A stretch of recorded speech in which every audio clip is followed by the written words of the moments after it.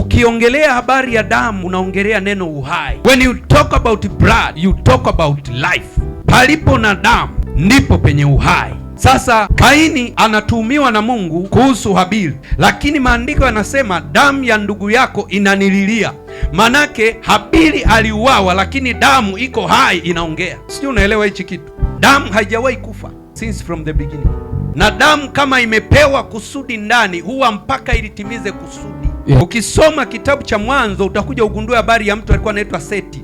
Alikuja kuzaliwa, lakini Seti alibeba karakta ambazo alikuwa amepewa Habili. Kitu hichi Mungu alikijua, akatengeneza mfano ule ule, akahamisha kilichokuwa ndani ya ile damu akakiweka ndani ya nani? Ya Seti. Damu ina sifa ya uhai. Ukisoma habari za Agano la Kale utakuja ugundue kwamba walikuwa wakitoa sadaka za kondoo, za ng'ombe, sadaka za ndama kwa ajili ya ondoleo la dhambi. Dhambi ipo kwa ajili ya mauti, damu ipo kwa ajili ya uhai. Sijui unanielewa hapo? Kwa hiyo walichokuwa wanakifanya wao ni kwamba ili waweze kusafishika, wawe safi, wawe accepted, ilikuwa inawalazimu wamwage nini? Damu ya wanyama. Sasa baada ya Mungu kutazama, akaona kiwango cha damu ya wanyama kinapomwagwa, kumbe shetani naye ana uwezo wa kutumia design ile ile ya wanyama kumwaga. Si unanielewa? Kwa hiyo kama dhambi imekuja imefunika na mauti imetamkwa, wanadamu wanatumia damu za wanyama kwenda kuiondoa dhambi na mauti ili watamke uhai. Yes. Akaona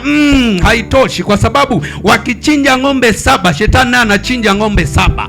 Ngoja nikwambie, spirit removed by spirit. Yaani roho huondolewa na roho, damu huondolewa na damu. Huwezi ukapambana mambo ya roho kibinadamu.